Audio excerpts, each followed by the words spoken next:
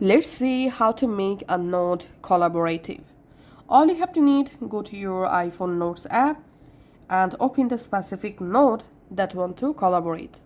Now from the note, tap on share and here tap on this arrow next to send copy, and here we have to select collaborate and then tap on only invited people can edit. And now who can access, you can select anyone with the link or you can select only invited people. And permissions, you can select can make changes or you can select view only. So once you selected your restrictions, tap on done and then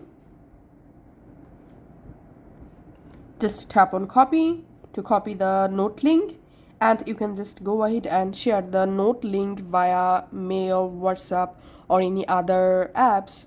And by using the note link, anyone will be able to easily collaborate to your iPhone notes. Thanks for watching.